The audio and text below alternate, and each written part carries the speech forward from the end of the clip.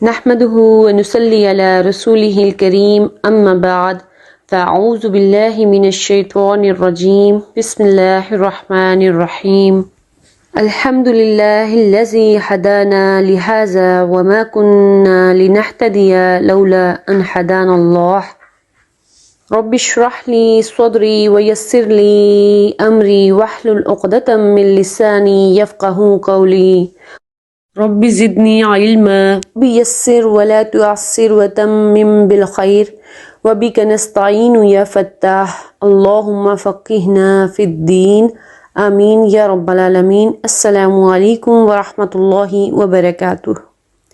کیسے ہیں آپ سب لوگ؟ امید کرتی ہوں کہ ایمان اور صحت کی بہترین حالت میں ہوں گے۔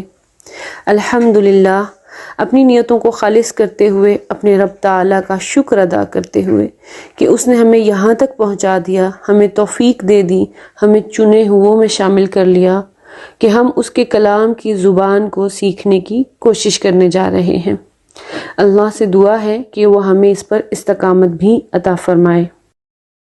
الحمدللہ، ہم نے اپنی لاسٹ کلاس میں جو ہمارا کویسچن تھا اقرأ وکتب، اس کو بہت ڈیٹیل میں کیا تھا، اور میں امید کرتی ہوں کہ آپ نے اس کو بہت اچھے سے سیکھ بھی لیا ہوگا اور وہ ٹرمینالوجیز بھی آپ کو بہت اچھے سے یاد ہوگی ہوں گی۔ چلیں آگے بڑھتے ہیں۔ ہمارا نیکسٹ کویسچن ہے تعمل ما یلی، یعنی کہ مندرجہ ذیل پر غور کریں۔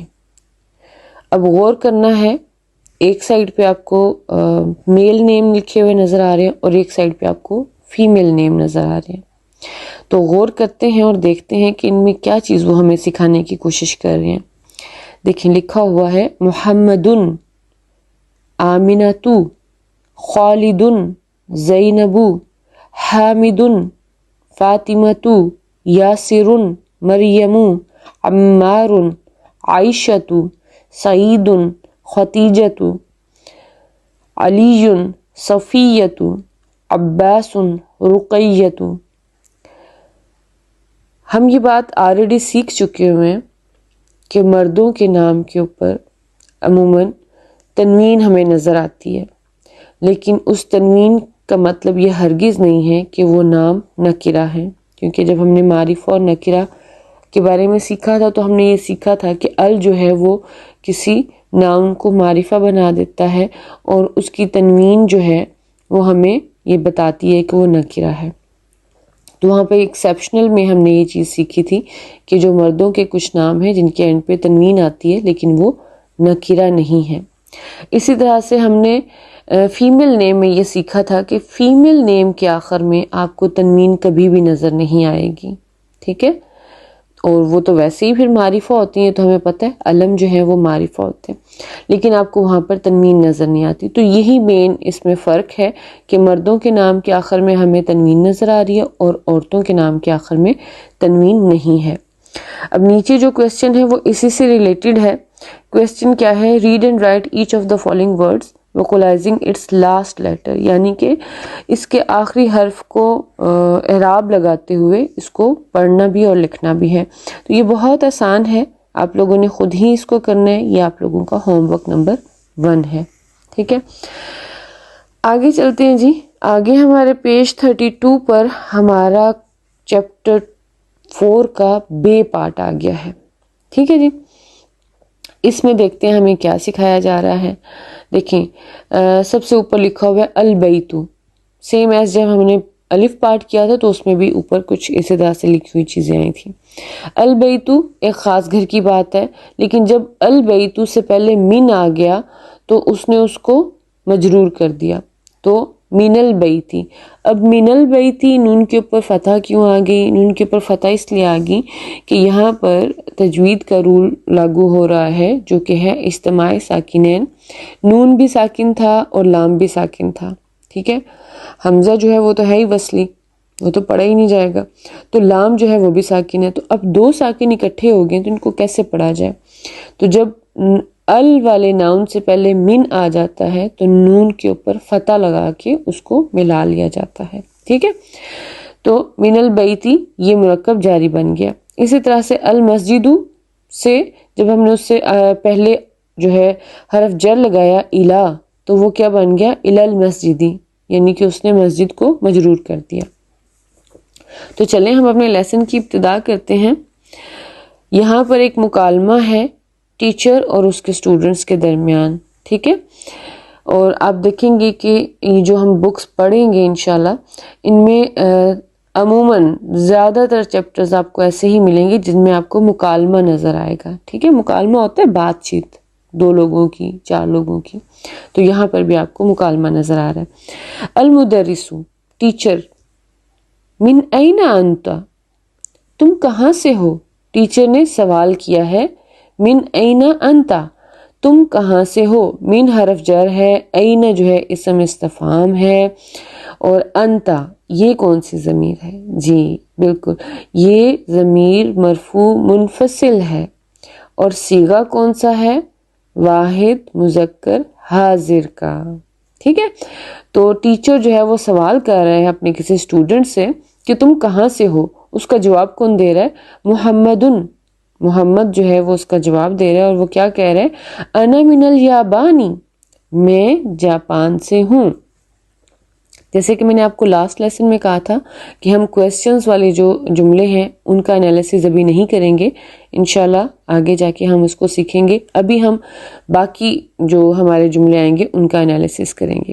اچھا، اب انا یہاں پہ ہمیں پتہ ہے کہ یہ کون سی ضمیر آ گئی ہے؟ یہ ضمیر مرفوع منفصل ہے، اس کا صیغہ کیا ہے؟ واحد مذکر یا مؤنث کوئی بھی ہو سکتا ہے، یہاں پر مذکر ہے کیونکہ محمد ہمیں نظر آ رہا ہے کہ اس کا مرجع ہے، تو واحد مذکر متکلم ہے یہ۔ تو انا ہو گیا مبتدا، اور اس کا اعراب ہم کیسے بولیں گے؟ فی محلی رفع، من الیابانی، اب یہ کیا ہے؟ مرکب جاری، یعنی کہ جار اور مجرور۔ اب ادھر یہاں پہ ہمیں خبر نہیں مل رہی، تو اس کا مطلب یہ ہے کہ جو جار مجرور ہے وہ متعلق خبر محذوف ہے۔ اچھا، اس جار مجرور کو یعنی کہ مرکب جاری کو شبو جملہ بھی کہتے ہیں، ٹھیک ہے؟ یہ بھی آپ یاد رکھیے گا۔ اچھا، آگے مدرس پھر سے پوچھ رہے ہیں، المدرسو، پھر سے مدرس نے پوچھا کیا؟ وَمِنْ أَيْنَ عَمَّارٌ، اور عمار کہاں سے ہے؟ ٹھیک ہے، پوچھ محمد سے ہی رہا ہے لیکن عمار کے بارے میں، تو محمد آگے سے جواب دیتا ہے ہوا من الصین، وہ چین سے ہے۔ سیم انالیسز، ہوا یہاں پہ مبتدا ہے، فی محل رفع ہے، اور من الصین جار مجرور متعلق خبر محذوف ہے۔ نیکسٹ ہے المدرسو، پھر سے ٹیچر پوچھ رہا ہے وَمِنْ أَيْنَ حَامِدٌ، اور حامد کہاں سے ہے؟ پھر سے محمد ہی جواب دے رہا ہے، اور وہ کہہ رہے ہیں ہوا من الہندی، وہ انڈیا سے ہے۔ ہندی کا مطلب ہے انڈیا، ٹھیک ہے؟ وہ انڈیا سے ہے۔ اس میں ہوا مبتدا، فی محل رفع، من الہندی جار مجرور متعلق خبر محذوف۔ المدرسو، مدرس پھر سے پوچھ رہا ہے آئین عباس، عباس کہاں ہے؟ محمد کہہ رہے خارجہ، وہ نکلا، وہ نکل گیا، ٹھیک ہے؟ اب خارجہ صرف فعل نہیں ہے بلکہ اس کے اندر فاعل بھی ہے جو کہ مستتر ہے۔ وہ کون سا فاعل ہے؟ ہمیں پتہ ہے خارجہ فعل ماضی ہے، اور اس کے اندر ہوا کی ضمیر مستتر ہے۔ جب ہم نے مرفوع متصل ضمائر سیکھے تھے جو کہ فاعل بن کر آتے ہیں، تو ان میں ہم نے سیکھا تھا کہ واحد مذکر غائب اور واحد مؤنث غائب، یہ 2 صیغے ایسے ہیں جو کہ مستتر ہوتے ہیں، لیکن فرق کے لیے جو مؤنث والا صیغہ ہے اس کے اندر تائے تانیث آ جاتی ہے۔ تو یہاں پہ خرجہ وہ نکلا، اب یہاں پہ وہ نکلا جملہ پورا ہے، ٹھیک ہے؟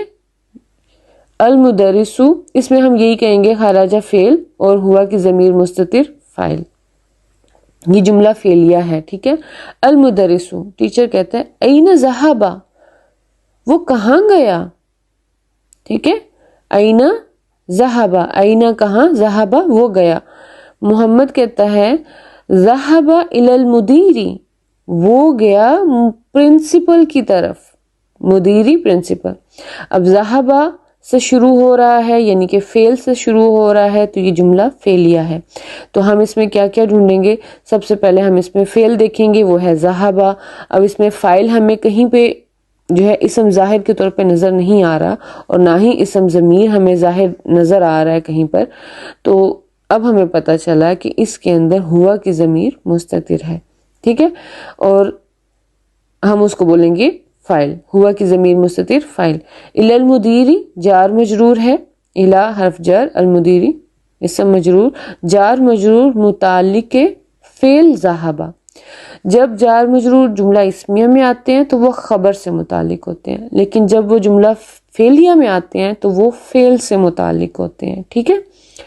اچھا، المدرس ٹیچر پھر سے سوال کر رہے ہیں، وَأَيْنَ ذَهَبَ عَلِيٌّ اور علی کہاں گیا؟